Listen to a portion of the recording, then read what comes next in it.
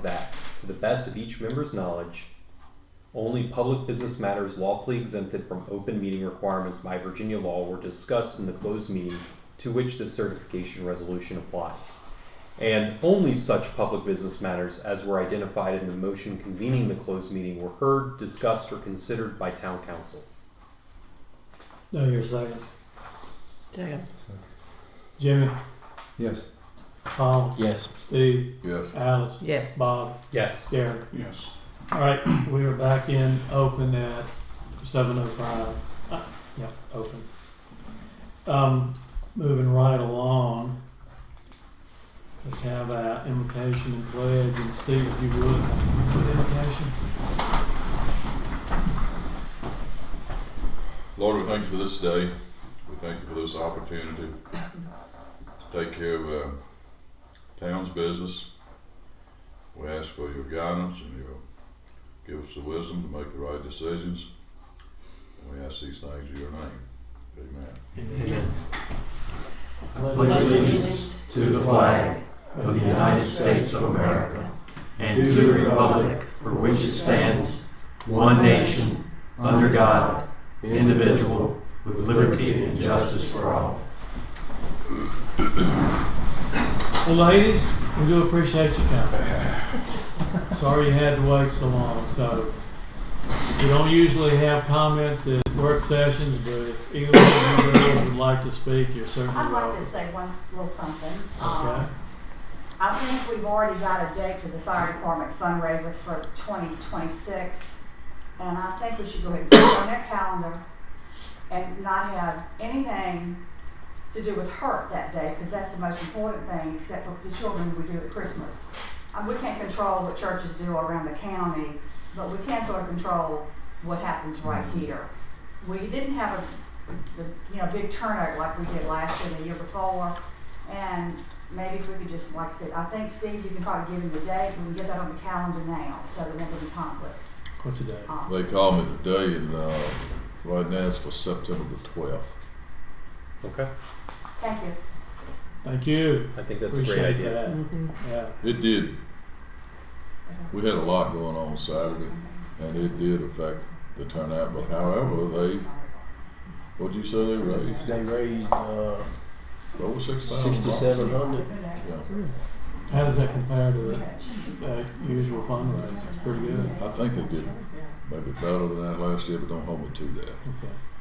Yeah, 6,200. They did 6,200 That's this year. this year. Yeah. Yeah. All We right. had a lot of takeout this year. Yeah, they had A that. lot of takeout. Yeah. Ross done a big one. Thank you. Moving right along, the new business, we have this system leak down at English, and I'm gonna let Joe talk about that for a minute. Yeah, we got a phone call from English Construction saying they had 2 soft spots in their yard. So I went over there and looked at it, and what happened was a forklift sank up to the frame, broke 4-inch deep. Now supposedly the sewer force main is running through from Family Dock, and there was 2 spots, and I'd have to say 10 feet long. It's not showing wood, it's just mud.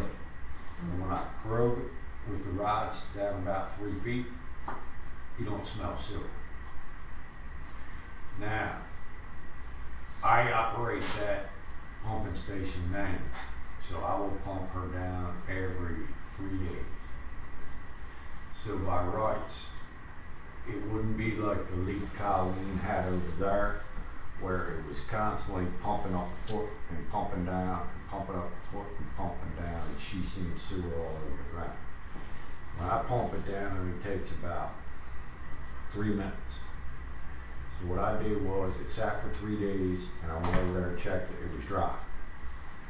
Went back over and turned the station on. Well, I had Paul turn the station on, and I drove back over there, and I probed it, and I could push my rod down about 2 feet. Still don't smell any silver. So I don't know if it's the 9, but they didn't have this problem before. And they said last time this happened, they had a sewer break in the 2-inch pipe, and Colleen had to fix it when she was here. I don't see any paperwork on who she got to fix it. But I know we have to fix this. Do we want to probe down and try to find out where it is? I mean, where the machine pothole, and see if it's leaking. That's what I want to know. Because if I call in a contractor and say, look, I think I got a force main over here. I think it's 2 inches. I gotta have the material to repair the pipe. So I can't get the material to repair the pipe or extra pipe if I'm not exactly sure what size that is. So the dilemma we have, do we want to bring in a contractor to dig up pipe, to dig around, probe in 2 spots to see what we got and pay him, and then pay the contractors to fix it depending on what they find? Or do we wait, let it get worse, and then at that point in time it may be a panic mode and it may be an emergency, and on a Saturday where we got to try to bring in somebody on the weekend because we've got a real leak to deal with. So you Yes, thinking I've it's asked them and they won't. you thinking it's either a 2 inch or a 4 inch, I think it's either 2 or 3. 2 or 3, Yeah. It's definitely not a 4 inch. and And I'm going off of this because of the pump station. yeah, I can go into the vault and measure the pipe. But I can't really get a good measurement on where she's going down. Because right where she comes out of their little vault and taps into the line, it's like an old coupler, which is twice the size of the pipe. And I can't get a measurement on that. So this is not a fall bill issue. They may repair it, I don't know. They got a guy that's a pipe specialist, so. Well, yeah, but he's probably gonna be more money. yeah, Yeah. probably ductile or cast. From what I can find of prints, okay, because the print's saying 2 to 3. It's saying plastic, which surprises me on a 2 inch force main. Which if it is, then we could just get, Yeah. depending on, we're gonna get a stick of 2 inch, get a stick of 3 inch, and get 2 Fernco's of each. I don't think you can use a Fernco on a force main. We have to do those. Well, yeah, like the no hub band repair clamps, yeah. Because it'll blow out. Yeah, I'd say go and get material for a 2 and a 3 Mm-hmm. and just get them to dig it for you. That way you got both. Well, I gotta find somebody to dig. Yeah, I mean, I could probably. will I got Shelton a do couple it? options. Huh? Will Shelton do it, Chandler? I never asked him. I usually use Toonie. I'll use Toonie. Tuna good, yeah. Chad's wrapped up till, he said, like in the first week of October. Yeah. And that's basically all I had. Yeah, I just, yeah, Does probably- Paul Maddox do that? he does. Might check with him. Who is it? Paul Maddox. Miss that. There you go.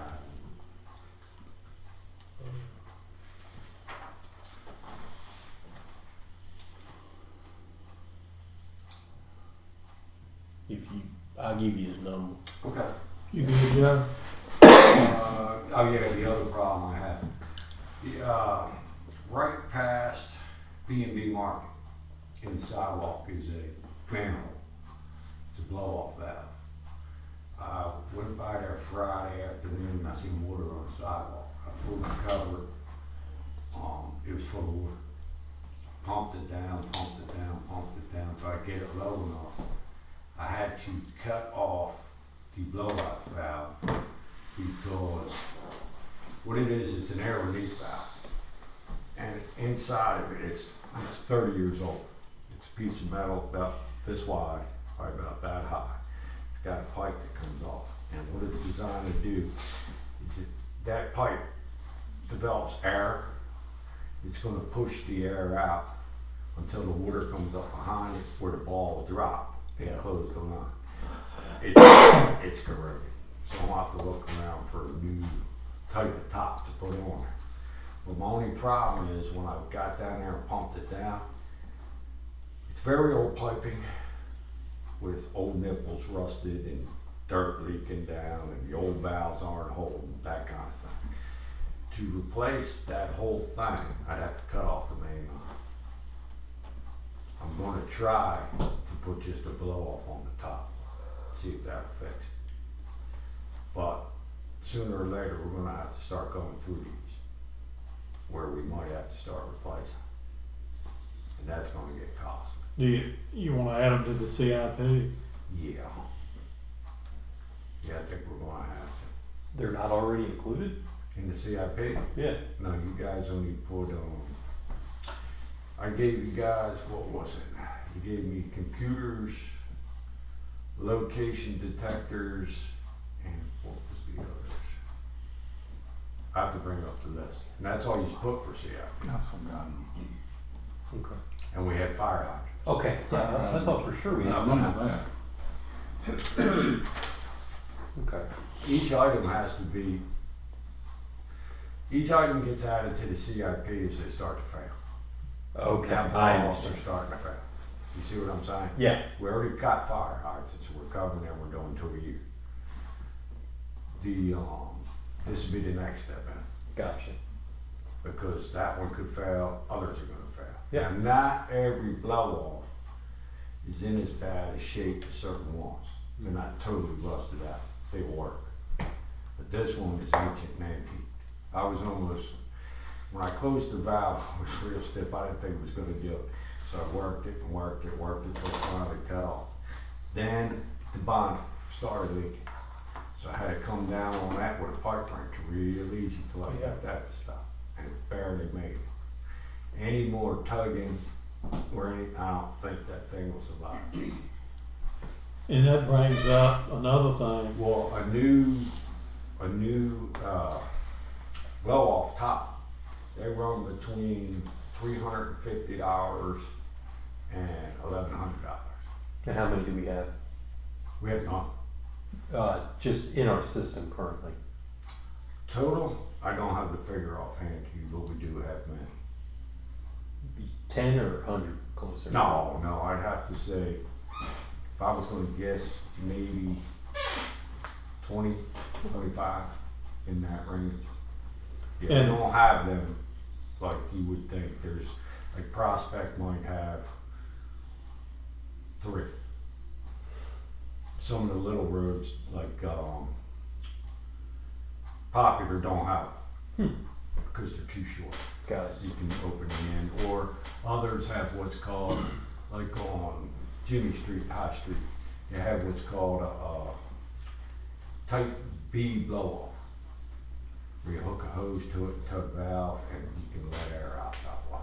It's manual. Yeah, they're manual. And those will need to be replaced too, I'm assuming. Sooner or later, yeah. Okay. Yeah, but right now they're in pretty decent shape and holding.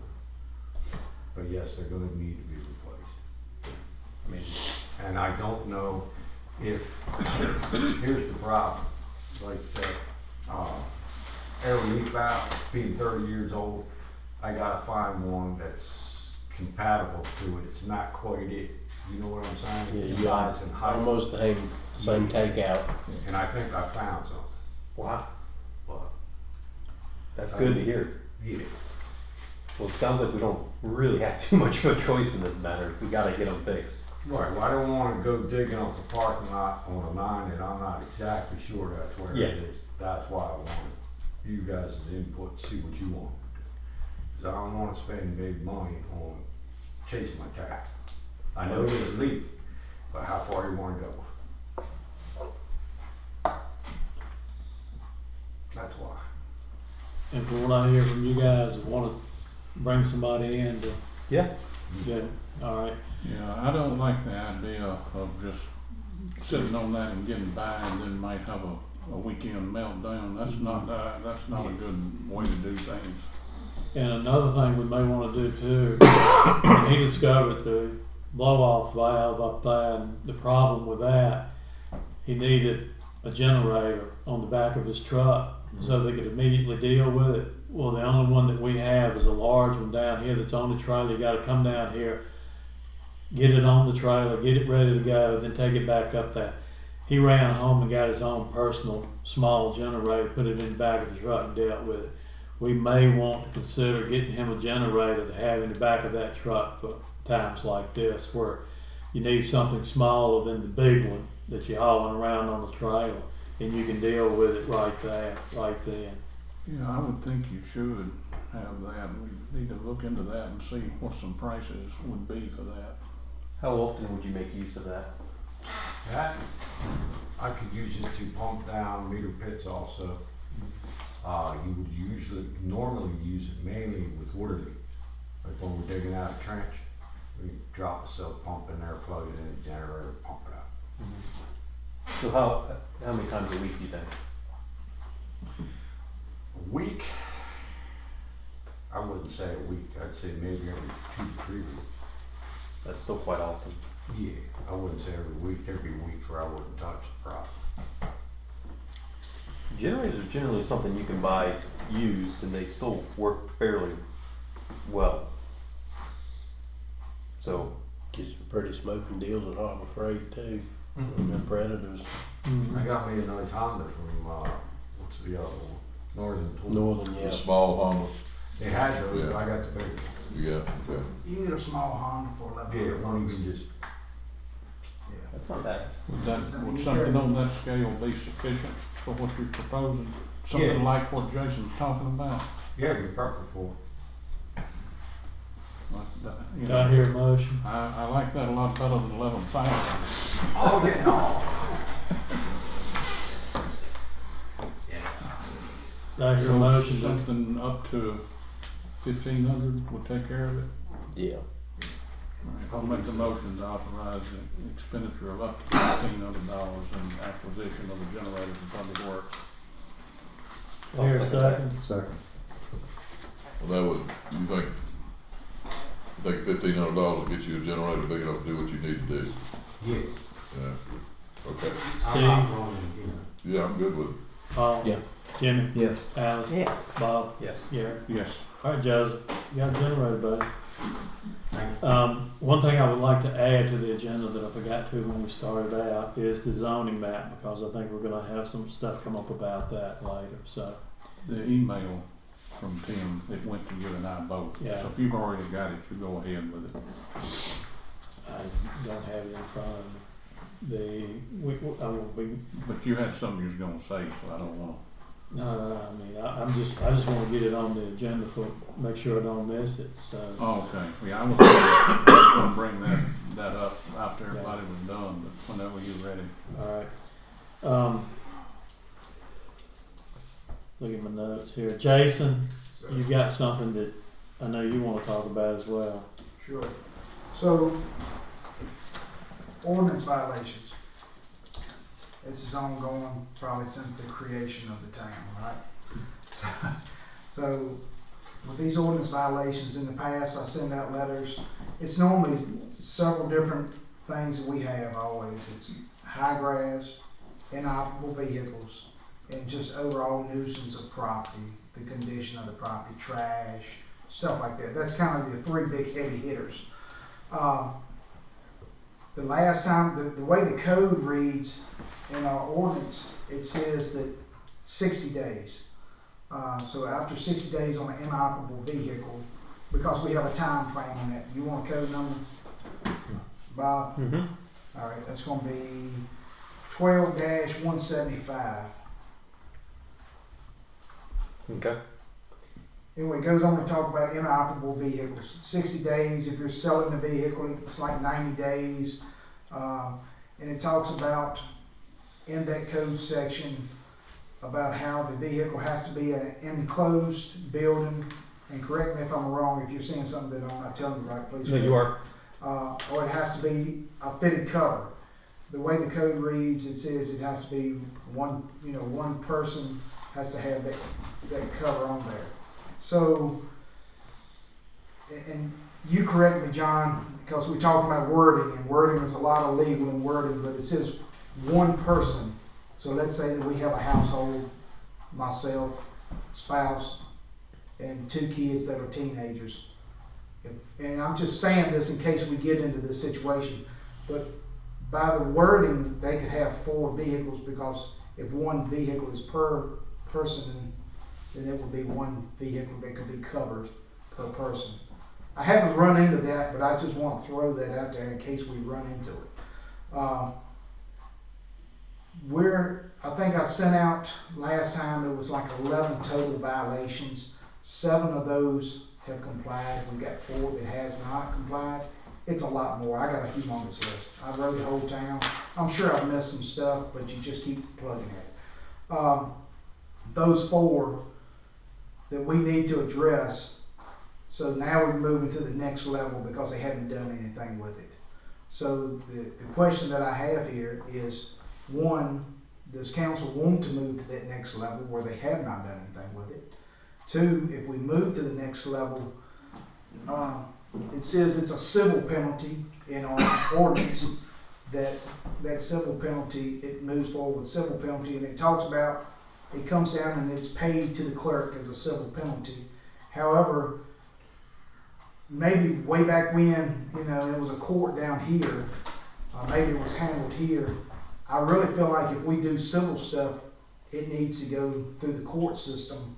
That way, because we know that we got great record keeping here, that it's all kept up. We know that we're good on our stuff. It goes through, it's served civilly through, the sheriff's office serves it. It's served civilly through that. It's all taken through the court system. And if we go forward with it, when we go to court, we know that because we're going to have to go to court. If we go in and start taking cards, you got to have a court order. You just can't go in and take Yeah, cards. but if you do the civil penalty and they pay it, it would all be through the town hall. If they don't pay it, that's when it becomes a matter for the general district court. Right. And the other thing is if we do that and we got to pull off a car, but that's going to go through that will go through the court system if we pull that car off. Yeah, for sure. The other thing is do we want to, I know the code says when we get to that point, we do that. But I think, in my opinion, that the first time I go up and I put a letter there, okay, we got to overcome several things. We got rental properties in town. If we've got, let's say Bob owns a house and Alice lives in that house, but Alice likes to keep 2 cars in the backyard. Well, I go and post it. Hey, occupant of this household, you need to address the vehicles because you're in violation. When I post it on the door, I try to make the attempt to send it to the property owner. However, there's times that I know that I've missed just because I miss it. But going forward, because it will be a lien on the property when we carry the cars off, it's going to be the burden of the real estate and the owner of the real estate. But we need to make sure that we contact the owner of that vehicle. I'm trying to overcome one of them now. I'm trying to make contact with the owner. Or owner of the real estate. I said vehicle, owner of the real estate, excuse me. So we need to make sure that we contact both, all parties involved, because a lot of times the property owner can push that tenant or either get them out, if they're causing us a headache. I think it would probably be in our best interest if we go to serve it. I serve it, post it on the door, give them the amount of time, go back and revisit it. I think I need to go back, and it will be in our favor. You got legal up there, he can tell you otherwise. He knows he's an attorney. But I think it will be in our favor if we take it to court that we go back and try to make contact a second time and state we try to make contact and we gave X amount of time to rectify the problem, which is his that we'll give time to rectify the problem.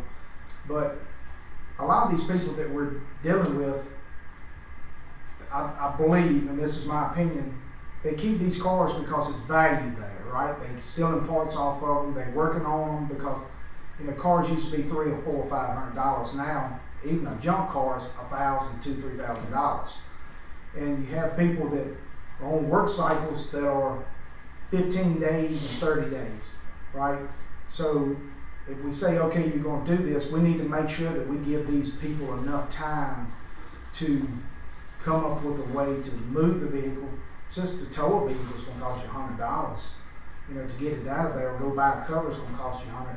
So you don't wanna short that person to rectify the problem and say you gotta do it in 10 days. They hadn't even made, they robbing Peter to pay Paul on bills now because everything's so tight to everybody. And they're not gonna comply. You know, we're setting them up for failure. I wanna make sure that we set them up to. Well, to we fix give the problem. 60 days, and then you go again, that's 120 days. Sure. And I know of vehicles that pictures have been sent down here for I'm vehicles with that have been sitting for years. Sure. So I hear what you're saying, but I'm not gonna bite on it that they don't have $1 to do this or whatever. Because if you don't, you knew when you parked it what it was, and you know, hey, you can call Cunningham to come get it, and they'll pay you scrap value for it, and you don't pay for a tow. Because I'm gonna be honest with you, if you park a $1,000 car with a blowed up motor, you ain't buying another motor. That car's just gonna sit there. I can tell you from growing up as a teenage kid, anytime you seen a Chevelle, a Mustang, any kind of hot rod sitting in a field, and you go try to buy it, the man at the house gonna say, "I'm gonna fix it up one day," That's right. and they don't never fix it up. But what I'm talking about is, And I'm and gonna, I don't disagree with you on that. But what I'm saying is, what my opinion is, and what the court does, we want to set ourselves up to win it in court. And if you allow some leeway on it, and I'm not saying 60 days. yeah, I because know you threw it. I'm not saying 6 days, but from the time we notify them, it don't matter if it's sit there for 400 years and we notify them. That's when we're actually working on the timeline, not 10 years or 5 years. Whatever. It's from that date to whatever. And if the judge says, "Well, yeah, you came out and you gave it. It's been 60 days, and the guy hadn't did anything, you notify him again, and then you just." But And like then on, you pull it off. on the property owner, I'm gonna give an example. You know my wife. She's gonna take stuff upon herself. She's gonna go get that ordinance. She's gonna get that ordinance number, especially since everybody here was good enough to put it online. So she searched out the homeowner on our street, whose house I brought it up here in council several months ago about the poison ivy that took over the house and was actually coming across the power line to my in-laws' house. She took pictures and sent them to the homeowner and said, "This is the ordinance violation. Fix it." Well, guess what? In less than a week, Yeah. Eads Brothers was up there and every bit of brush is gone. The chair that was complained about a year ago was gone. The poison ivy, poison oak's gone. So it works. It worked. And that was just Kim getting on social media and finding her. Because realistically, we know who the majority owners of the rental property in Hurt is. It ain't no more than 4 people. Because it's the same little old man that goes around, it's the uncle to all of them, that patches them and keeps them going. And I'm not going to name names because we know who it is. But for those of us that pay taxes on our cars, that I pay for a little sticker to come to me every 2 years from DMV that I'm paying $100 and some for, I ain't gonna lie to you, it, pardon my French, it pisses me off that I'm legal with my vehicle, I'm legal with my homemade trailer, I'm legal with my kayak with the motor, I'm legal with cutting my grass, with everything, and I'm not gonna accept the fact of I don't care. I ride down Prospect now, and there's one house across from B&B. You can't even see the house. And doggone, man, my phone literally blows up. What are you gonna do about it? What are you gonna do about it? I know yours does, because I've got the speech of I've called Jimmy Harden and I've called Steve and now I'm calling you. When I bring it up, I'm sorry, it don't take you 60 days to mow your grass. Well, it's And it don't take, it's different. it's The vehicles are 60 days. There's a different time frame for right, grass. but I know, like I said, I could ride right Lynn Street, School Street, and I know of 7 vehicles that have been sitting for 4 years with no tags, no stickers, no, and I mean blatant, ain't got a license plate on them. And they're not and under a carport visible is not under a cover. That's right. That's right. So, you know, if somebody wanted to try that verbiage, it's under cover. No, it's not. Yeah, Well, it has to be shielded or screened from public view. that's right. But it's very, very frustrating because, you know, we're trying to bring business over here and you're trying to do things in town, and it's just unacceptable. That's why we have the ordinances. If we're not going to enforce them, then we might as well just set $20,000 on fire and take them out the computer. That's just my opinion. Well, the other thing too, when we talk about this, so there's time built into all this, right? When you start digging around, like I had a yard, guy's grass is high. Hey, can you take care of your yard? Okay, I will. Well, he's take care of it, but I'd be willing to bet $100 bill before the end of the season's out. It's gonna be high again. I'll have to call him again. You gotta babysit some of these people to get their stuff done. I would like to see whether, I don't care who draws it up, but I would like to see a letter, a general letter that's approved by John, so we know that we're good every time, that says, that outlines, you know, this is what the code violation is, and that way we have letters, so we fill in the addresses, and, you know, parcel number, address, person's name, whatever, and have where it's fillable, and we can send that letter out, so we don't have to create a letter. I mean, you can go in and add stuff to that letter, but you can, it makes it a little bit quicker. You do more work on the front end, but it's quicker, and that way we can send it out. But I don't disagree with you, Paul. Yeah, I mean, right up from, four houses up from us is a refrigerator sitting in the front yard. It's been sitting there. You know, it's, And I'm just like, come on, man. They delivered you a refrigerator. You got a new refrigerator in your house. Whether it was delivered or you went and got it, so you can make the old one go away too. and I'll tell you, I've reached out to them on that, so just to let you know. But, yeah, I don't disagree with you. I'm just saying that when we go forward with this, thank you for that. It's gonna be written for good and bad then. I'll fix some form letters for you. That's fine, thank you. And if you have a question about any procedure that any of them you got going, just give me a call, or we'll get together every week or 10 days or something and go over the ones you got. Yeah, that's fine. I mean, it's just, it takes time. If you go out and we've got a lot right now, but we all know that we've got several properties that are gonna be, for lack of better terms, heavy hitters. And I'd be willing to bet we're gonna go to court over a couple of them. I mean, and honestly, I think that's probably what it's gonna take. Yeah, because you get in somebody's pocketbook and they real quick that Murray lawnmower will start up. If we incur costs, We have to charge it to the owner. yeah, but if they don't pay, can we take a lien out on the house? Yeah, All right, there you go. Yeah. We'll Okay. start Yeah. doing it. So, and we could let it build up over the summer and put the lien on at the end of the mowing season. You don't have to send and go through the notice on the weeds over and over again. You can give them one notice at the beginning of the year, the first time they let it get too tall, and say, we're going to come in and mow it and charge you and put a lien on. And the next time it grows up, you just mow it. Charge them the $75 administrative fee and the amount for the mowing, and then just keep doing it. You don't have to keep giving them notice. All right, let me ask you on that.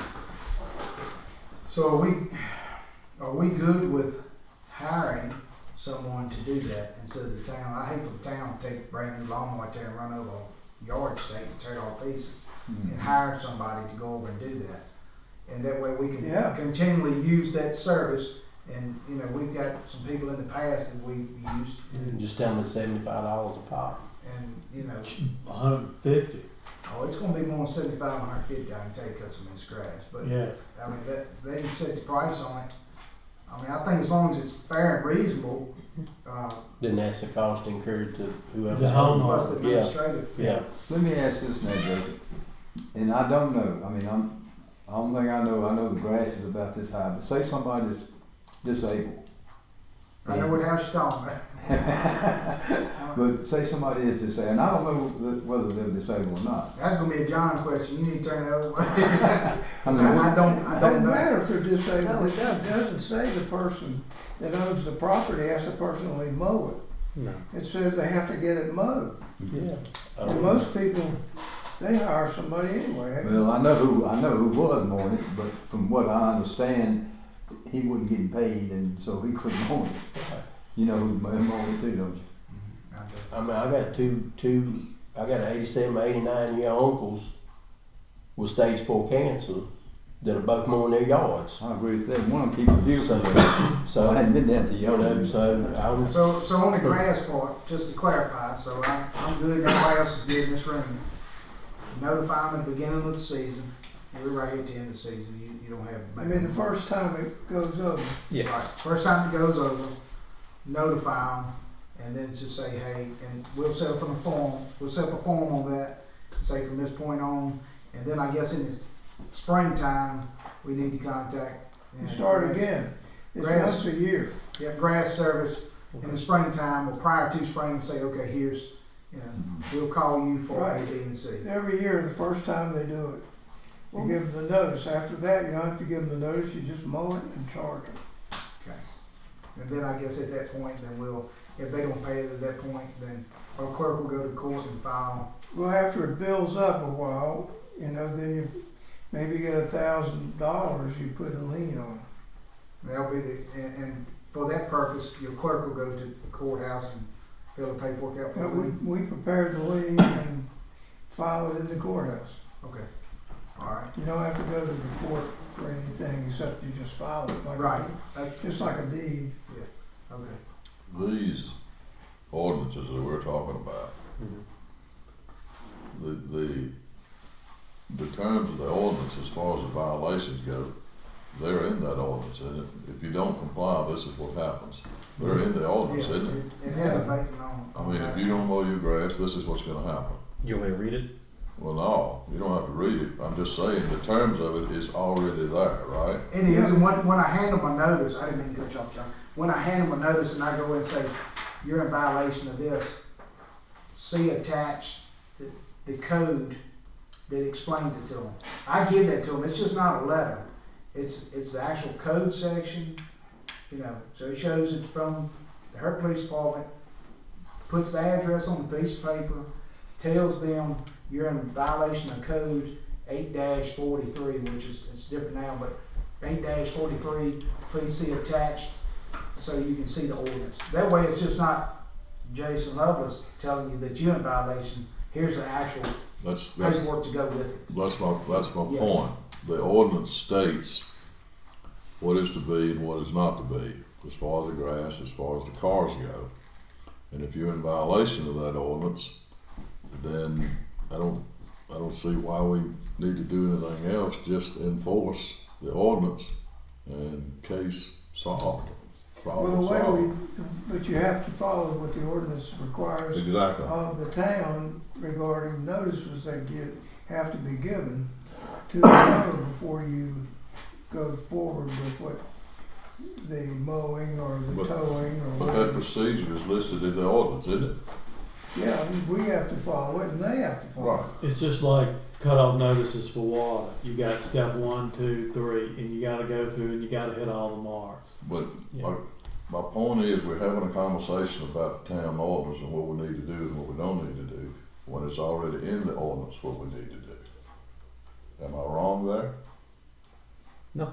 So if the ground rules are already in place with the ordinance, then we just need to enforce the ordinance. If you don't say anything, then they should be enforced automatically. The council could vote and say not to enforce them. I Right, don't think we'll do The that. default is you're gonna enforce them. exactly. Now, I have a question for you regarding that. And I'll get with you on, but we've got one property that's got multiple violations. So I'll have to get you to write a letter for that covers inoperable vehicles, overall, trash, just, that's a hodgepodge. I think you've already got a photo of that Yeah, I property. got a jackpot. Yeah. So, but I'll get with you. Yeah, we'll work on that. Yeah, okay, thank you. Okay, thank you. Moving right along, the state mandated water system, an update on that. It looks like that they're getting ready and attempting to start construction by about the end of November this year. For phase Great. 2. Yeah, so You know which specific part? down at the water treatment plant first. The pump station. Pump Yeah. station. Yeah, Fantastic. It'll go from the pump house to the tank then. yeah, yeah. So, you know, hopefully by the end of November we'll get started on that.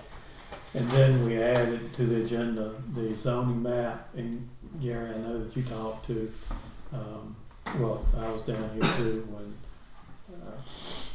she can't call his name now. Tim Reynolds. Tim Reynolds came by, yeah. Well, yeah, I initiated that topic after, feedback from different ones in the situations where the zoning map had fallen into obsolescence. And I brought it up at the last meeting that we needed to work on that, and the mayor and I met with Tim Reynolds since that time and went over the situation, and he went back to his office and did some figuring and some research, and the response that I've received is as follows. Gary, I spoke to our GIS department, and we have done a similar project in Gretna, although they stopped just short of integrating their information into the county's GIS. We produced a GIS layer with their zoning information in it, and a better, more legible map that the town displays on the wall at Town Hall. This was a $5,000 to $6,000 task.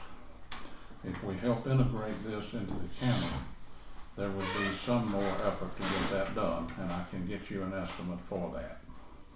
We could also set up an hourly task arrangement to help you maintain the limited number of changes that you may have from time to time. If this is something that the town wants to pursue, I can get you a more formal proposal. Thank you for the opportunity to assist on this matter.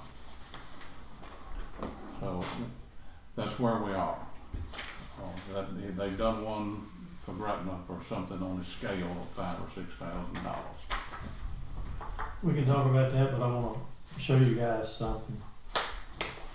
Since we talked about this thing, Joe and Paul and me to some degree have been working on a few things. The original map for the town of Hurt, where mayors, anytime there's a zoning change, mayor's supposed to sign off on this map right here. This bad boy goes back to when the town was first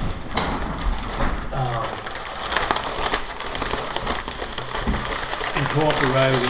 This is the first map. You can see where mayors in the past have signed off on it, wrote their notes on it, and there's the original. John, you said you wanted to see it. There she is, buddy. I didn't know it was gonna be that big and hard to handle. Yeah, We need to get it in a frame and glass over it, yeah, so you can really use it. yeah. And I guess the question, and we can look at this, and we've got multiple versions of it. We've got a lot of pretty color-coded maps.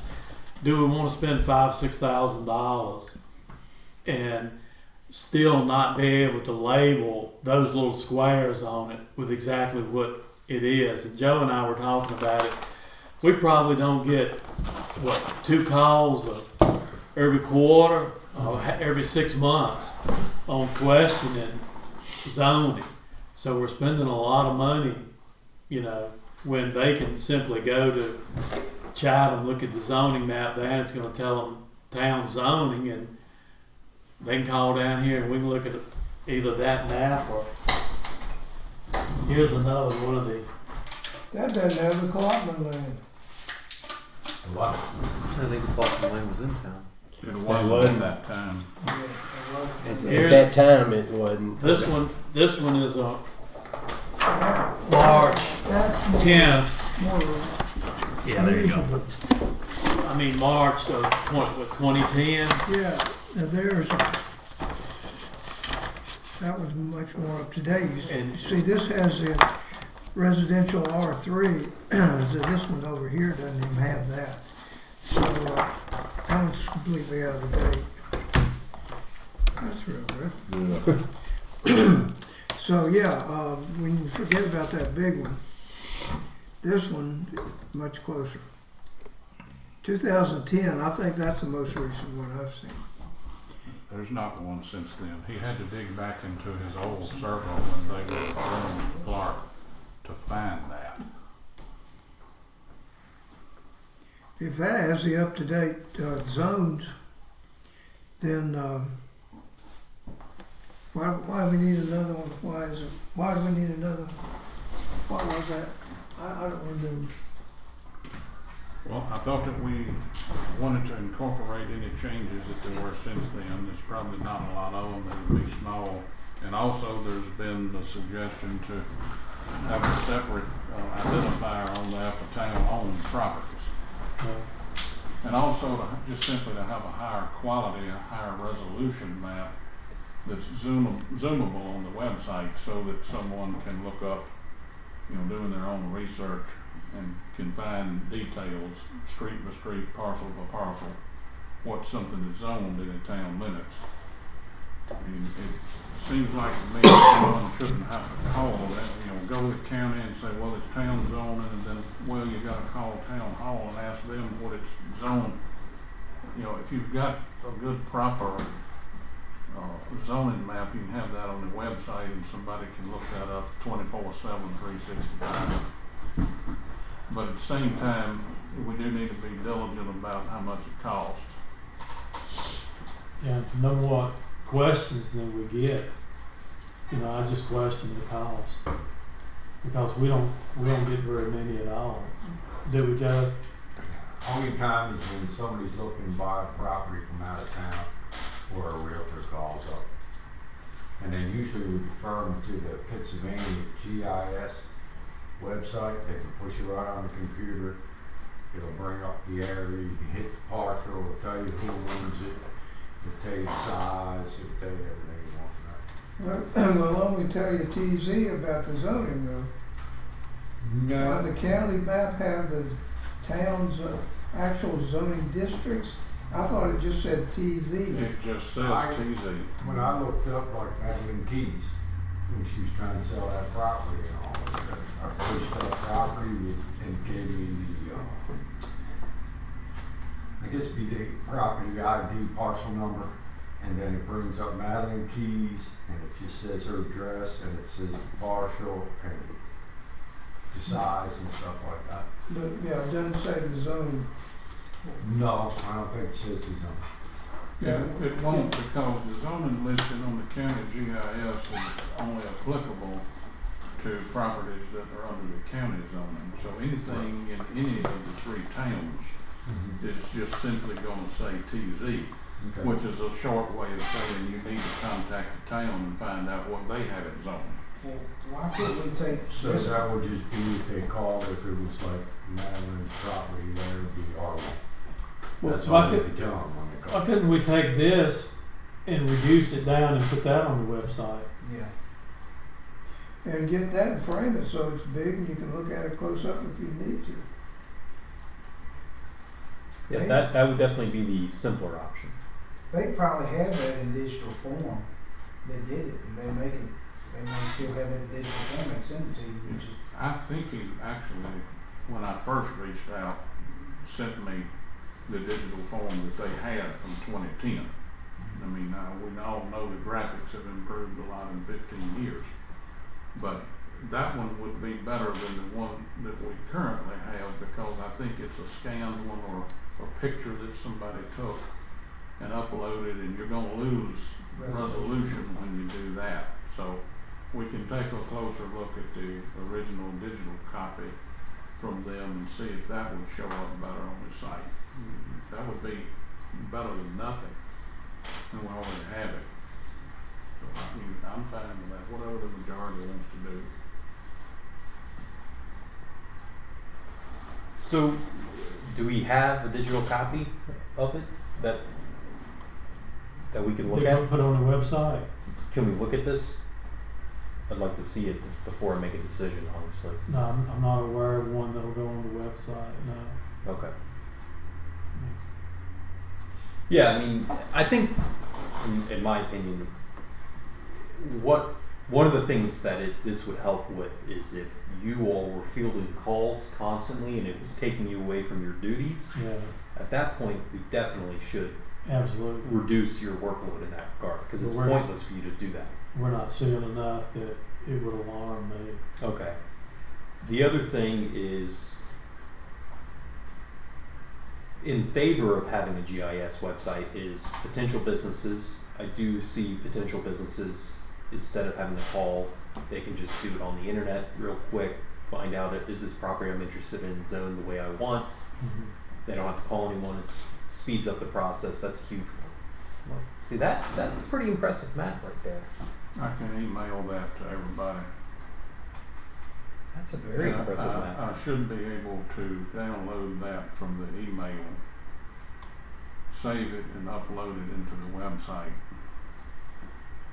I think at the very least we should do that. That should be better than the one we have is one that somebody either scanned it or they took a picture of it and emailed the picture, and you're going to lose some resolution when you do that.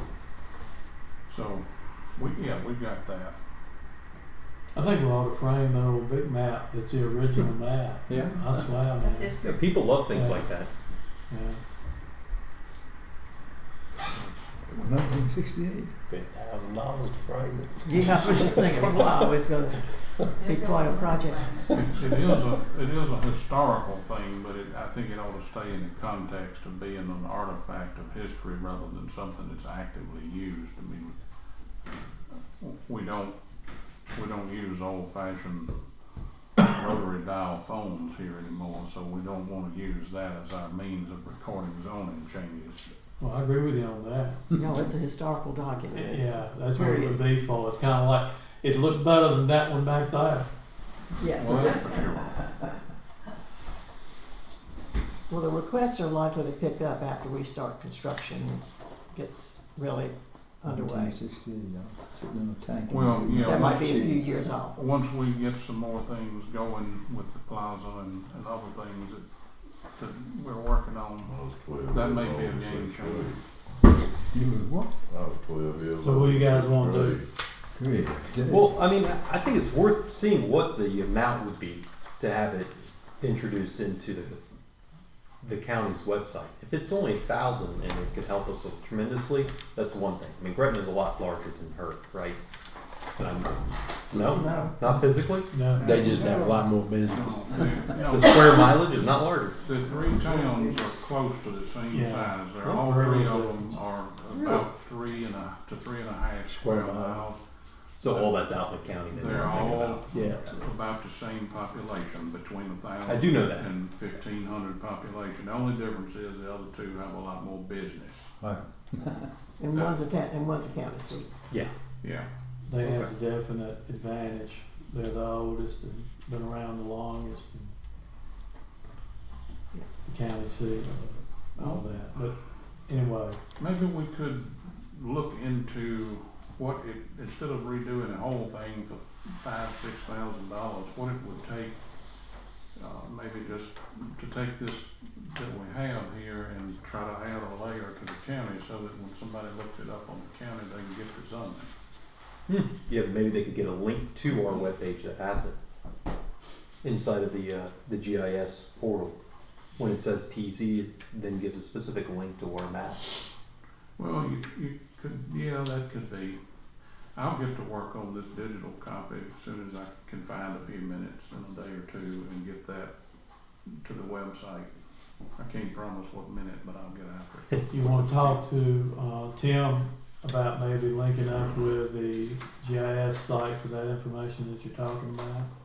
Yeah, I'll email him, I'll follow up on that tomorrow. I'll tell him that, you know, this amount of money is more than with the other things that we have to do, this is a little more than we want to commit to right now. Maybe we could look at a hybrid solution of how just have a layer on the county GIS. All right. John, you want to say anything about Municode?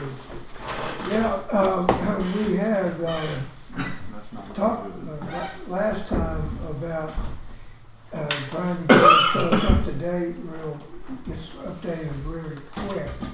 And they were saying we needed to get the Ord Bank and Code Bank, which added up to $525, and that would be how much more it was per year. So I looked on there and it wasn't on there, and I think the last time we looked at the meeting, it wasn't on there. So I contacted them again. They said, no, you got to have the code hosting. That's $472.50 a year. And then you probably ought to want the Code Bank compared. That's $275 a year, and that means it will show you the history of each ordinance as you make changes to it. So altogether, it's $1,272.50 a year, and that's the real price to get all this up to date as fast as we can, and do everything you might want to do with the history of the ordinances and so forth. And then the guy said, well, we've kind of jerked you around a little bit, so we're going to give you all of this for $1,125 a year. And your basic, what they call full service supplementation, is $1,365 a year. So the whole amount you're going to owe for the year, even though you do this big upgrade, is $24.90. And I think that's what we have budgeted. Isn't that right? Thought it was 7 days. I can't remember after that long, and I don't have the budget with me. I mean, I thought that we had encompassed everything we would need and a little bit of margin in the budget. And then this issue came up that you found after the budget was in place. And did we not vote last meeting or meeting before that to upgrade, to add these extra features? I think we voted to add one or something. Only $525. Yeah. To get the whole enchilada, it's $1,272.50. But we get the discount, so it's only $11.25, so that's $150 off. And then if we didn't get any of that, it was going to be $13.65 just to keep it in supplemental. So if you add all of that together, it's $24.90 for the whole year. But I believe somebody at one of the meetings, it might have been one of you Garys, said it's $2,400 or $2,500 in the budget to maintain the Municode. And you found it, Bob. Yeah, it's taking me a minute. And if that's the case, we've already budgeted for the whole thing. Yeah, if we got it budgeted. Go for it. Well, I hope that it is encompassed in the budget we already have. The intention was to capture everything and not to have to keep adding to it. I'm just baffled as to how we have missed this and how it's dragged out this long. Like a trip to Mars. Well, and you're gonna have a 5% uplift annually, so that means each year you're gonna have to add 5% to that. Well, 5%. like most everything else, any kind of service you have, there's gonna be escalators in there to keep up with inflation and other things. Right, I'm just saying they named 5%, so we don't want to figure 3 or 4% when Yeah. they specifically. That's a cute way to say increase. Yeah, we're gonna charge you more. I'm proud of it. They won't show it to you. Well, uplift your price. Uplift. When they say you're gonna get it. 99.9% down. Remember, after it took them so long to get it done, longer than we ever thought. And now the product is great. It's out there on the website. It's working. It's all good. It just took an insane long period of time, and then it turns up we got these features here that we thought we were going to have, and we don't have them. Well, careful how you say it's out there and it's working real good. We haven't been able to find any questions that have come up about the coding. I mean the ordinances, can't find it on that. Really? Now, any ordinance or? Well, just we've had setback? 3 that we can't find. We had 3 questions, and couldn't find any one of the 3. I What do we I say? didn't know you had 3. You asked me about one and I found it. Yeah. So we have budgeted 2576 for So this. there you go. Yeah. Okay, so you can have a carryover. Yeah. So I did my math right. $86 carryover. Yeah, I mean, if it's there, I think we ought to use it and do it. All right. And there's some in general and some in enterprise for that. No, this 2576 is just in general. Okay. Well, But it does say 50% split with enterprise. or then there's some more on, that means that's half of it then. That- Yeah, if so that- there's that much again on the enterprise side. So we have budgeted twice what it actually is going to We cost us. should already have enough there then, unless we've missed Yeah. something else. Without these upgrades, it would only been 1365. So that is about double. You had budgeted double what it was going to cost, but then No, we have budgeted 25. $5,152. And split it between the two funds. So Really? it's like, 5,000. it's like 25 in each side. Yeah. Well, we're saving a lot of money by doing this. So unless Half- we're, half. unless we're missing another component to this, we've already. No. Unless we've got enough budget. Well, they gave John the numbers, so I'm sure that they didn't let us miss anything. Well, I'll tell them to go ahead and implement all of it. And Yeah, I thought we had this settled. Well, do I hear a motion that we go ahead and implement it? Yeah, I'll make a motion that we continue with the supplementation and these online hosting premium bundle, so that our total is 2,490 per year. Is there a Total. second? Second. Alice? Yes. Jimmy? Yes. Paul? Yes. Steve? Yes. Bob? Yes. Gary? Yes. All right, let's do it. And while we're talking about code, what Gary, one of the things he was referring to is the section in the zoning ordinance about setbacks and front yards. And I believe now we found, by Joe found the minutes for January of 22, I think it was. Yeah, January of 22, we passed some ordinances that had to do with Michael Blackstock's deal, but also one that required that any outbuildings could not be situated past the front line of the main building. So you couldn't have a garage sitting way out in the front yard, in other words. Had to be lined up either with the front of the building or back behind. If you have an outbuilding, a detached shed or garage or whatever.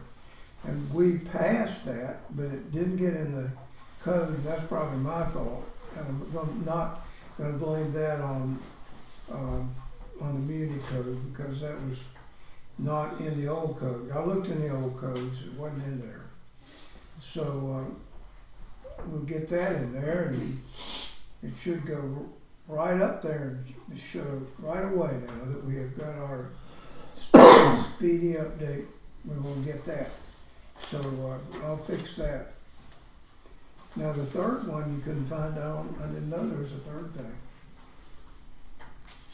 What was that?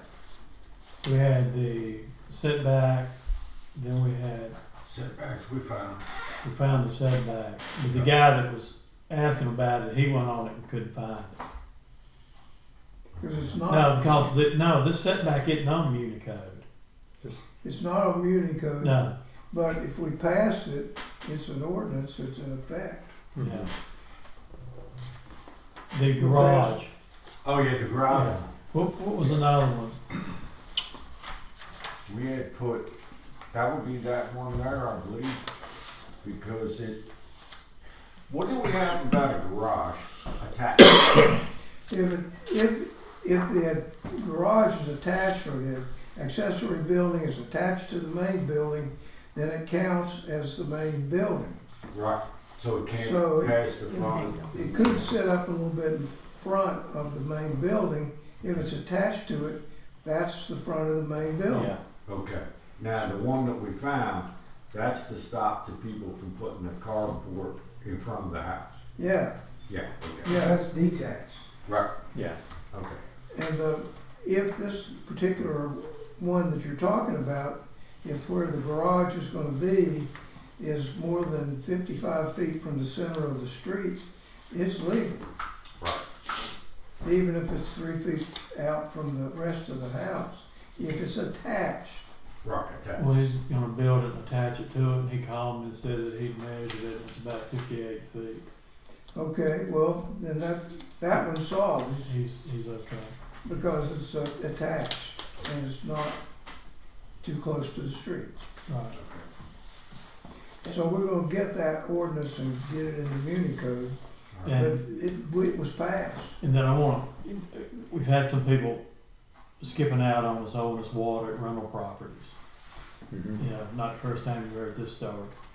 And I talked to John about it. We set the meter fee for the renters to be $240 or No, something. that would be the deposit. Deposit, yeah, the deposit.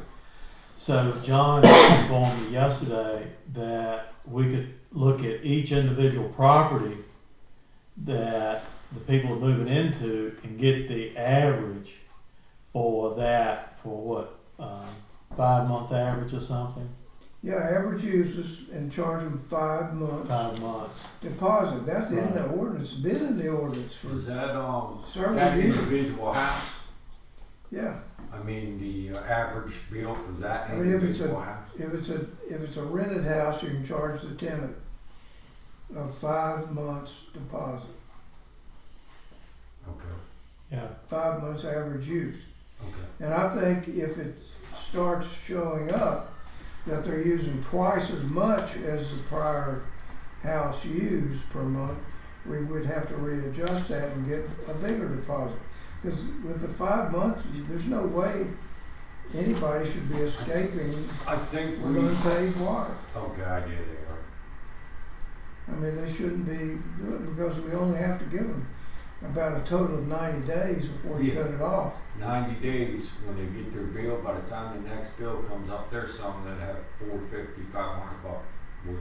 Yeah, but we should have collected 600. Well, I'm talking within the time they were billed out, 30 days, 60 days, 90 days, they're at that much money. That's when they get cut off, but a lot of times Yeah. they run. But if you've collected 5 months worth, it ought to cover it. 5 of the average, right? Yeah. So if you got a low water user prior to the next renter comes in, Yeah, Right. try- And that's where you have to adjust the We deposit. did a practice run on the lady who just left. We took her average and we came up with, what was it, Matt? 300 and $340. 340. Yeah. I thought it was less than that. I think it was either 323. No, the deposit was 280. Her average would have came to 293. Okay. Yeah. That's Shame one on- And her person. water bill was Shame on them for 316. budget. Do what? One person. One person. And that much water. Yeah. Oh, good day, man. Wow. I used to see some of them. There's people that holler about their high water bill and how they can't pay them, but yet they won't cut back on the water. 90%. So anyway, what we're gonna start doing is going to the 5 month on the average for the house. Yeah, it's all in the ordinance. Just like Steve said, read the ordinance. All right, anything else for the good of the cause? Yeah, you got one more. Oh, geez, Paul, you want about We to can get that word. We can get through it pretty quick then. Ordinance, Kind of hurt employee handbook. We'll go through this pretty quick because Alice and I don't have it 100% finalized, but we got probably about 90%. you have some suggestions. Yeah, we've got some suggestions, but it's just the two of us, and there's six of us, and mayor and legal counsel. So if you'll go to page 4,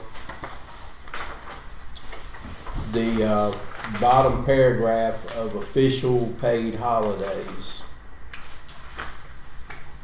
it ends where it says mayor may designate another day for the observance of a holiday if somebody has to work on one.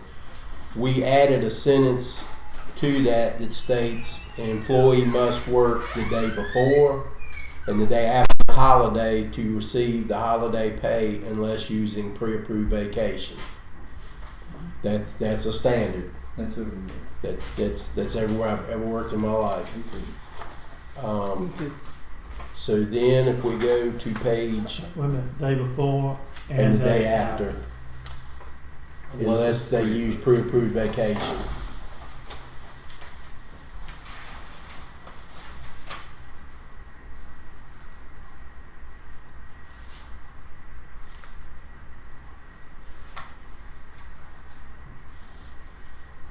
And you've got all that written down on yours, don't you? Yes, yes. I'm just putting this out there, and you know, once we get it all hemmed up, I'll do a clean copy for everybody.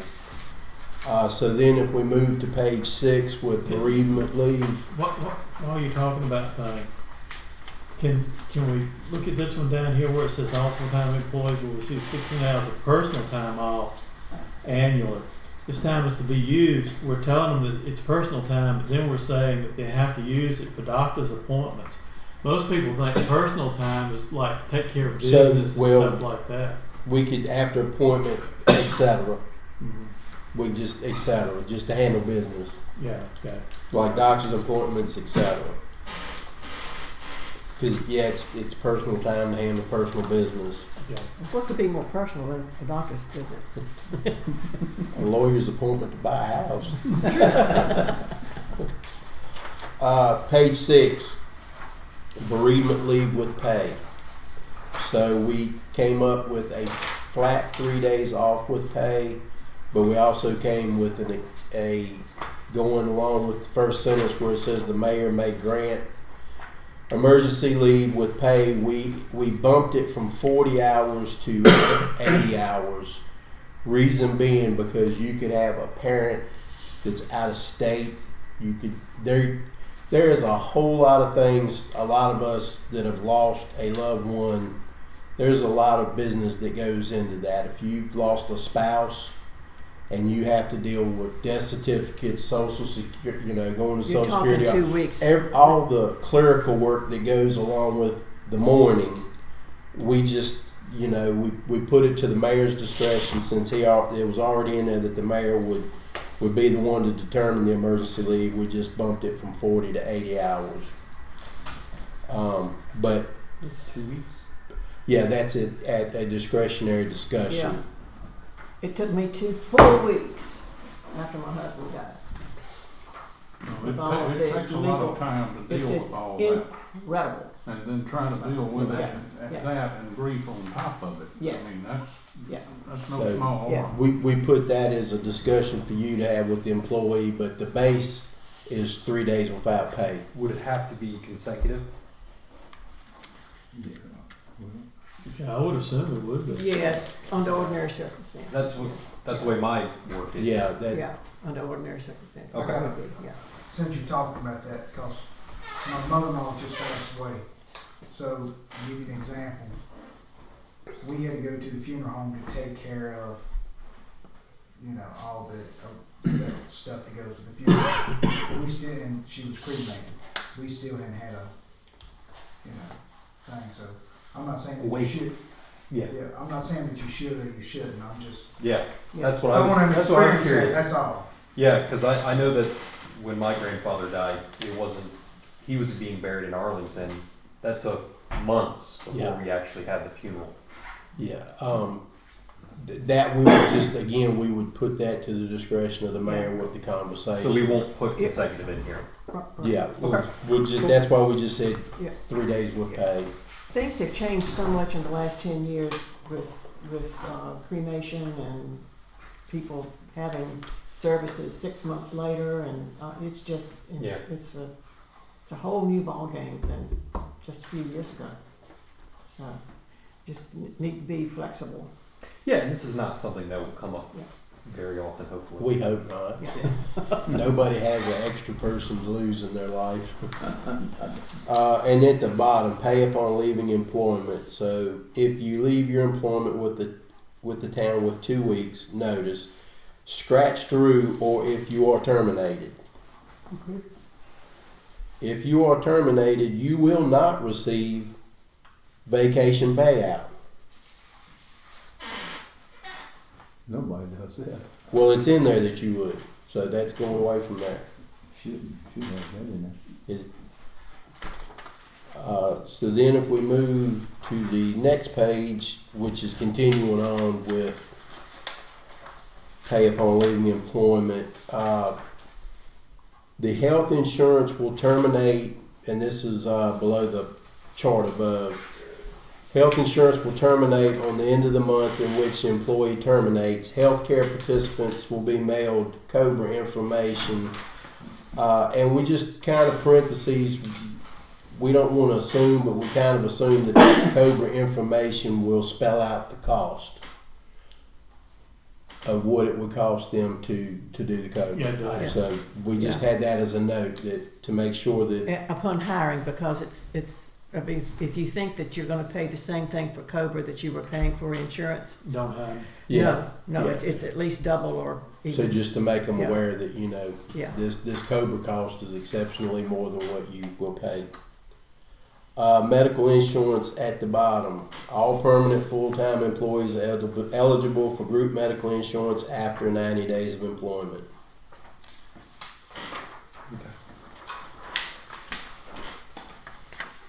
On page 8 with the life and accidental death insurance, I know that the life insurance is part of the VRS retirement. Can we get a verification of amount? Is it your yearly salary? Is that the determination of the employee's life insurance? Or what is that number? I think it's spelled out as It's if monthly somebody says salary rate. 1.5. Is it 1.5? It just says eligible for an amount of coverage depending on his monthly salary rate. Yeah, we decided it would be good to have the range. Yeah, because People would have some your idea. salary and my salary, you know, and this is just, you got to also remember, you don't want to just hand this book to somebody and say, go home and read it.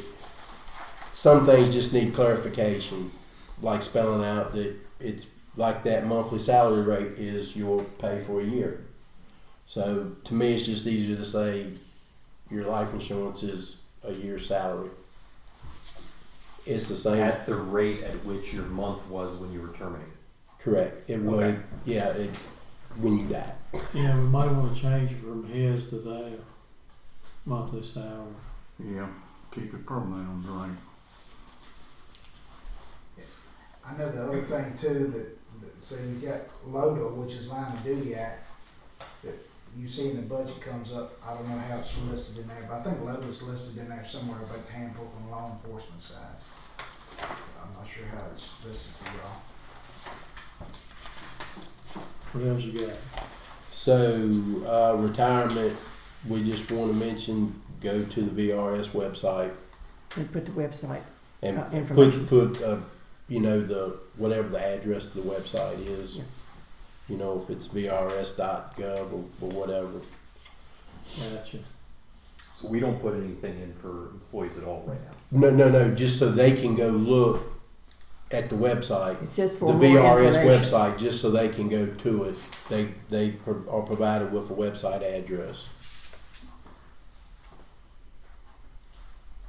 Sick pay accrual. If we go down to the second paragraph from the bottom where it says Sick leave. sick leave. No, I'm sorry, the paragraph right above it where it says sick. Sick leave for a full-time employee will accrue at a rate of 8 hours for each month of service starting after 90 days, with the stipulation that the employees are not eligible for use of sick time during their first 3 months, which is that 90 days. Okay. Employees taking sick leave may be required to provide a doctor's note. Statement certifies the reason of the employee's absence per the mayor's discretion. You know, he may sit here and see a pattern of a day, it's not 3 in a row, and say, hey, we're gonna need a doctor's note, because we're seeing a pattern. So, And when we say a doctor's note, we mean from a licensed yes, doctor. like one of the doc in the boxes or something, yeah. Well, no, but not a herbal expert. or something No, like you go up there near the airport and go in there but No, they're real docs. yeah, he's saying like Herbalist. herbalist. Yeah, Yeah, no, they're not. we'll give you some mushrooms. Yeah, so that will be at your discretion Yeah. if you see a pattern. One thing that we see in here a lot, which I think we changed at one point, is that all of this was supposed to be done by the town manager, which I know they're the same person right now, but in the wording in here, it's specific to the mayor. And maybe at one point in time, We'll separate alter it, duties. yeah, at that time. Well, I meant, say we do have a separate town manager and mayor in the future. Yeah, then we can add that verbiage. Okay, so you're saying just leave it Yeah, alone? yeah. I can do that then, because right now it's one and the same Alright, person. that's fine. Yeah. On page 9 with sick leave and how it accumulates is fine. For keeping math and everything simple, we said it will be deducted at a half day at a time or a whole day. I think that's Not right. by the hour. I think that's good. That can be a blooming nightmare to say I want to take 1 hour sick time. Okay, where are you talking about? At the top of page 9, Accumulate according to the the policy. accumulation's fine, it's just in how you use it. You have to take it either in 4-hour increments or 8-hour increments. So you're gonna add a sentence in there to Yes, say that says it must be used in either a half day or a whole full day. Yeah, it Yeah. can't be just taken at an hour at a time or a half hour at a time. Do you want it to accumulate from date of employment or after they get past their 90 After days? they get past their 90 days.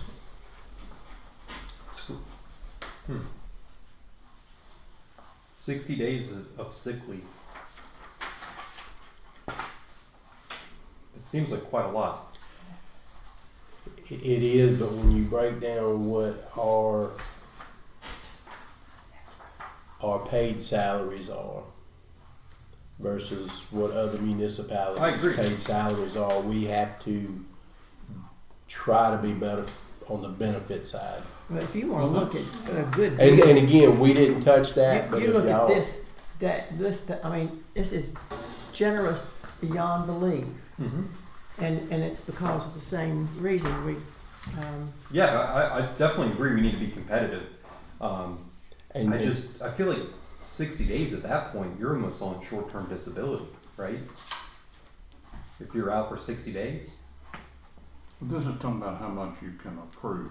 Okay. It's a over. ceiling on how much you can approve. And But the it's- way that I understood this, they wanted to put that in from the beginning because they don't have long-term care, disability and all. right. So it. this Okay, was we put don't in to Yeah. save you time, and then if you have an extended sickness like long-term care, you can Yeah. go out on that. So like Gary can speak to that as being a teacher, just like my wife can on a teacher. They don't have short or long term in theirs. Disability. Okay. Yeah, so that's why they accrued the sick time to cover Okay. something like that. So if somebody accumulated 5 years worth, 60 days, one day they could just say, I'll see you in 2 months. No, No. no, You gotta have a- no. They gotta have a doctor's You gotta note. have They a got medical reason. Always gotta have a doctor. After Yes. three, I think After 3 3 days. consecutive Yes. days. 3 consecutive. Yeah, because Yes. I'm maxed out. I come to work, I don't use my sick time. Yeah, that's what we were saying, John. It's like, let's just say you're like me going out with back surgery. They don't offer that short term, so you'd have to use them 60 days, and you'd have to use vacation days. Okay. well, in the previous page, on page 8, it says, all employees shall provide a doctor's statement after 3 consecutive calendar days of sick leave taken. Yeah, So, Yeah, that limits the yeah, yeah, potential for mis. Well, Yes. yeah, that way, if somebody's got something big going on, you're gonna have a doctor's note for that anyway. Yeah. Yeah. Like if you need an operation or something, you're gonna have that. yes. Then on page 10 with leave of absence, Yes, Family Medical Leave Act, that is 100% there. This will be unpaid leave. On page 10? Page Yeah. 10, yeah, leave of Leave of absence. absence. Must have worked at least a year. Yeah, but that makes them eligible for the FMLC, but that doesn't mean we pay them. Right. That's just that you're eligible to take that time off and your Unpaid. job is Yeah. secure when you Yeah. come back. Yeah. I kind of find it interesting that we're willing to give people 60 days of sick leave, but nothing for having a kid. It just seems like you're valuing one thing much more than another. Well, you can bring a doctor's note for the kid and use the 60 days. Doctor wouldn't sign a note for that. I'm completely in support of giving parental leave for 3 months at the least. So I would love to see that in here. We can entertain that. I think we should entertain that because we're in a time period where we have younger members.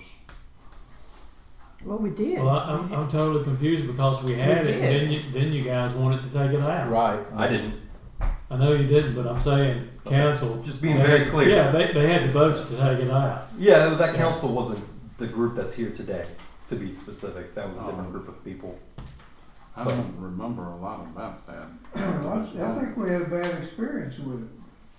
We put it in. Yeah, but it also helps convince It us was to a get bad- employees. bad Well, experience. Yeah. it's also one of the benefits that one of our employees really cares for. So, And if you really have, if you have 50 employees, and you can do that. If you have 3 employees and they're gone all that time, that was a hardship on the town, as I recall. Well, yeah, it was a hardship on our chief here when his compadre was gone for 3 months. yeah, it was a hardship for sure, but it also was one of the reasons he came here. And it was pretty hard for him before that. So, We can sure discuss it more. These were just, yeah. Yeah, we just throwing them out. this is Well, what we were well, going out. While we're working on it, I think we should discuss it soon enough to get it all implemented at the same Yeah, time. that's- If we're that's- gonna do it, we need to get it in here. That's fine. Yeah. So I would I'll make a assume- note of that and we'll talk about it. when I we would come back. assume Do that we would want to be- do it different? I'm sorry, I didn't mean to cut you off. Do we want to do it different than we did it before? Yeah, So that we just say that it is paid and not paid and you pay back. That's the one I think got us in trouble was when, or did we give additional on top of that to Kelsey where we ended up with her having to pay back? No, that was a deal.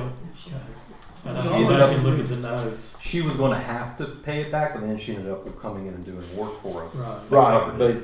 but that's what I'm saying. Do we just do this as a flat? It's 12 weeks. Do we do it just as a maternity leave? If you want, I'll give you the policy I wrote up so that you can see a copy of it. Yeah, I'll email that to you. yeah, because we could just do like a maternity leave versus just a leave of absence. Well, I would call it parental leave so that it encompasses Yeah, both parents. Yeah. That's what I'm Yeah, in that's- favor of. I mean Abbott gives it to the men too. They still call it maternity leave, but they still the guys and the girls both get it. Okay. But yeah, call it whatever. But I mean, Yeah, I'll send you if we mine, want to and have we it can have an specific actual as like a discussion. parental line and add that in separate from a leave of absence, Yeah, that would be fine with me. we could do that also. I think so. Physical examinations. So, for purposes of annual physicals, Central Virginia Family Physicians right here, Stanton River is a designated town's medical facility. The on-job injuries and physicians list on the current panel of physicians. Who's the alternate list of? Is it? It's hanging around the corner here. We've got a list that's hanging. I think isn't it attached to the back? Look on the very back page. I see it's one. No. No, we didn't No. get the addition. Well, it was at one time, I will. It is. I see it. Yeah, workers' comp, yeah, panel Can I say- physicians, yeah. Second to last page. Central Alabama. Well, yeah, but we we have the emergency department available for Yeah. In larger. Gretna? Is that right? Huh, The one in Gretna? yeah, That would definitely be a good one to add as well. yeah. That's what we were looking at, Yeah. is outside of Here, just yeah, here. for- If we added Central Gretna, That's on Emergency. here, it's the third one down, Central Health Medical Center of Gretna. Yep, It's already on here. which page?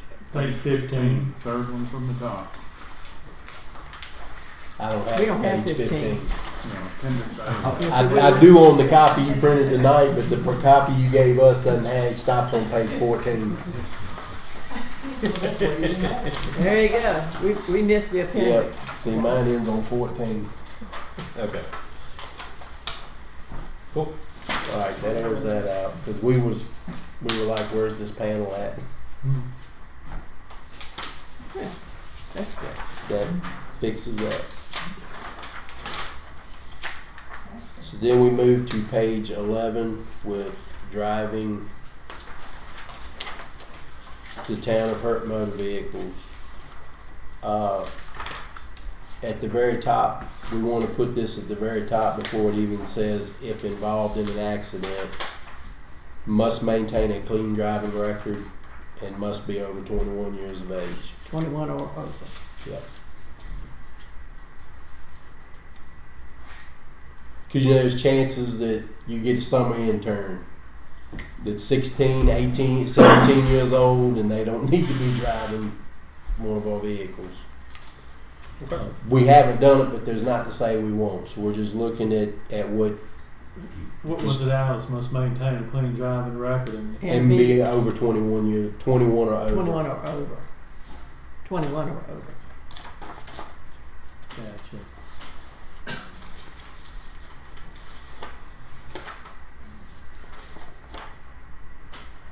And we needed some clarification down there for cause for termination. What defined a serious crime or moral turpitude? Yeah, that moral turpitude.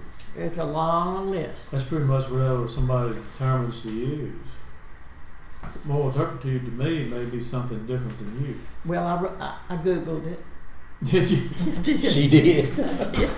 I can't wait to hear this. All It was right, a here's paragraph the list. answer.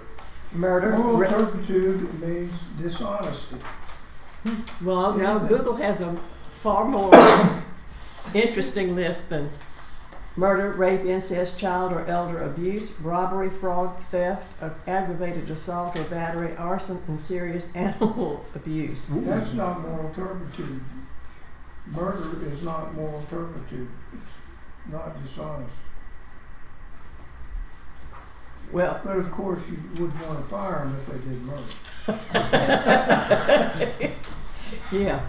Well, Let's just say we can use moral turpitude to fit whatever need we need it to fit. I think that sounds like an excellent idea. It says the intent to cause harm is a deciding factor, and Yeah. yeah, there you go. Mm-mm. So you can just use it as you will. Okay. So, page 13, which is disciplinary actions, to letter G, fails to know immediate supervisor 1 hour prior to the start of work schedule that he or she is unable to report to work no more than 3 occurrences. It's not fair to Joe, if Paul calls at 8 o'clock, says, hey, I ain't gonna be here. You know before 8 o'clock you ain't gonna be there. Right. So, at least an hour ahead of time. That's why I had that fails to notify immediate supervisor 1 hour Okay. prior to the start of their work schedule. Mm-hmm. More, 3 times or more, then that's subject to disciplinary action. Okay. And then on page 14, resignations. If you wish to leave the employment of the town of Hurt in good standing, you must notify the town manager or mayor of your intention to leave at least 2 weeks before you want to quit. Failure to give 2 weeks notice will cause you to leave employment not in good standing and without entitlement to the same financial benefits proper notice allows. This could lead to a no rehire going into your record. This could lead to Got it. Not saying it will, but it could. Could be no rehire notation.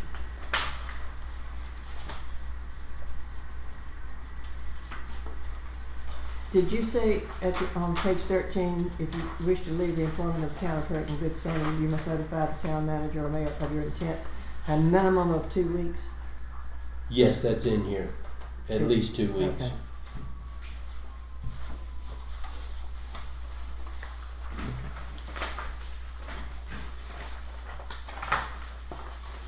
This is basically what every company in this town had. That's just Yeah. about the same thing. So we'll add a line item for paternity leave. And then we'll have to vote on it if you really want it. And general consensus, how many weeks? 12 is what I had in my original policy.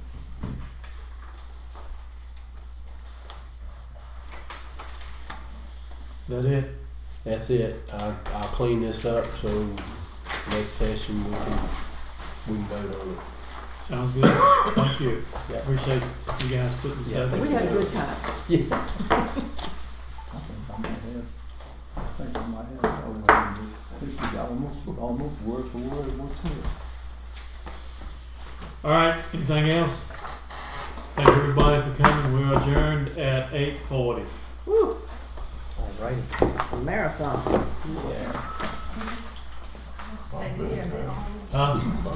I asked Brian, I'm telling you. I thought I was gonna have to catch a nap here.